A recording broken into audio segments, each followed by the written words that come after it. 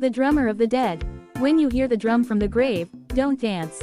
Subscribe to Haiti Folktale channel for more stories of magic, love, and mystery from the heart of the Caribbean. Cap Haitian was quiet in late October. Not silent, never silent, but subdued. The sea whispered against the shore, the market buzzed with its usual rhythm, and children played in the alleyways. Everything looked normal, but Tijan had learned that normal was often a mask.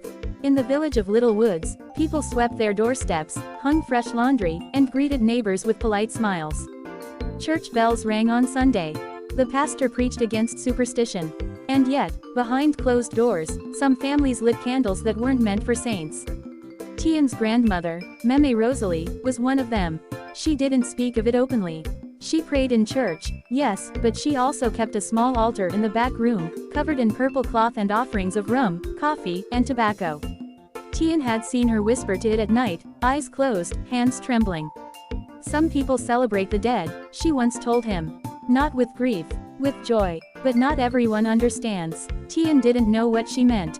Not fully, but he felt it, especially now, as the end of October approached. The air felt heavier, the nights stretched longer, and 3 days ago, he'd begun to hear it.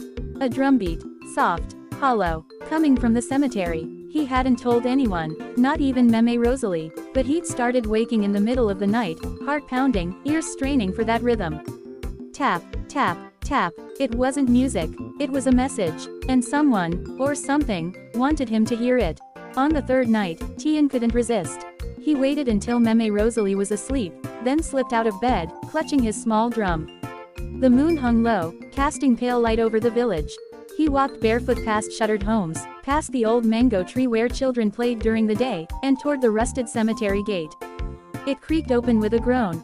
Inside, the graves stretched like sleeping bodies. Crosses leaned, candles flickered from earlier offerings. He walked toward the center, where the mausoleum of Jean-Michel stood, the legendary drummer who had died during the Revolution dance 50 years ago. They said Jean-Michel had summoned the spirits with a forbidden rhythm. That he'd danced until his heart burst.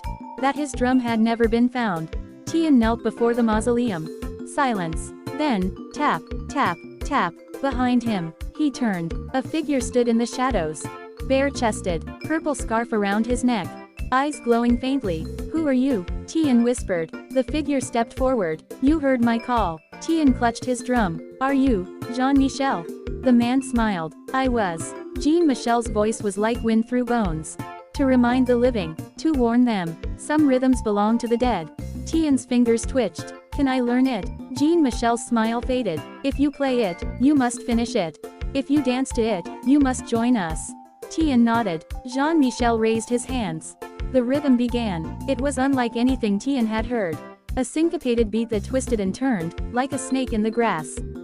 It pulsed with grief, rage, joy, and longing. It was the sound of revolution. Of ancestors rising. Tijan followed, his hands trembling.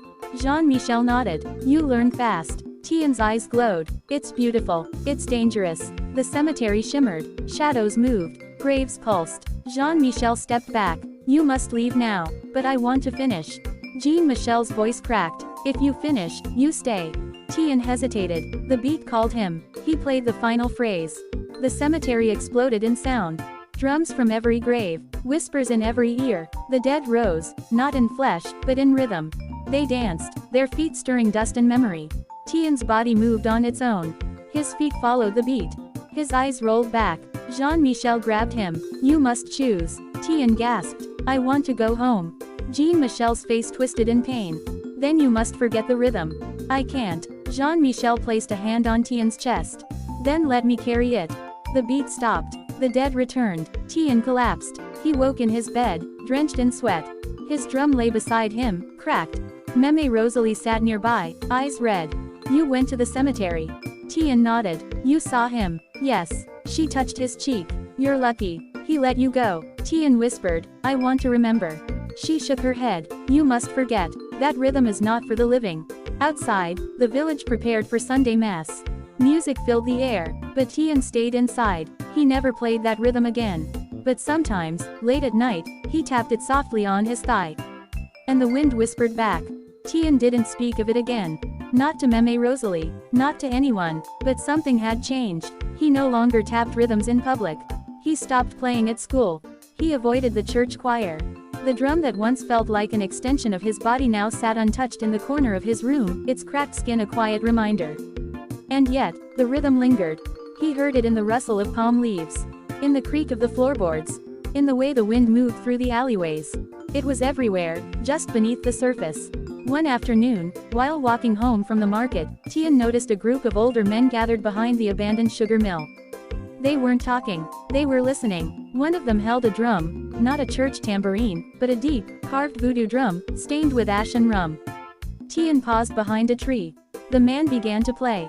It wasn't the rhythm from the cemetery, but it was close, a cousin, a shadow. The others began to hum. Not words, tones, low, vibrating sounds that made Tijan's skin crawl. Then one of them turned. "Tijan," the man said. "You can come out." He stepped forward slowly. "How do you know my name?" The man smiled. "We know who hears." Tijan looked around. "What is this?" "A rehearsal," the man said. "For the real dance. I thought the festival of the dead was over." The man's smile faded. "The church says it is. But the spirits don't follow calendars." Tijan's heart pounded. "Are you, like Jean-Michel?" The man nodded. "We remember him. We carry what he left behind." Tijan swallowed. "I played the rhythm." The group fell silent. "You finished it?" one asked. Tijan nodded. The man with the drum stepped forward. "Then you've seen them." Tijan didn't answer. "You're marked now," the man said. "You can't unhear it." "What do I do?" The man placed a hand on his shoulder. "You wait. They'll call again." That night, Tijan dreamed of graves opening. Not violently, gently, as if the earth itself wanted to let them out. He saw dancers with hollow eyes, spinning in circles, their feet never touching the ground. And in the center, Jean-Michel, his hands bleeding rhythm into the air. Tijan woke with a start. His drum was gone. He searched the room, the house, nothing. Mémé Rosalie sat at the kitchen table, her hands wrapped around a cup of black coffee.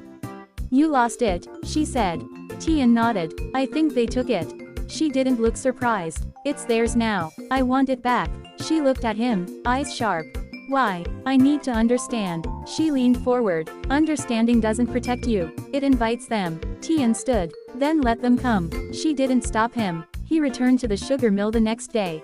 The group was gone. Only ashes remained, and a single purple scarf tied to a nail. He took it. That night, the drumbeat returned. Not faint, not distant. It was under his bed.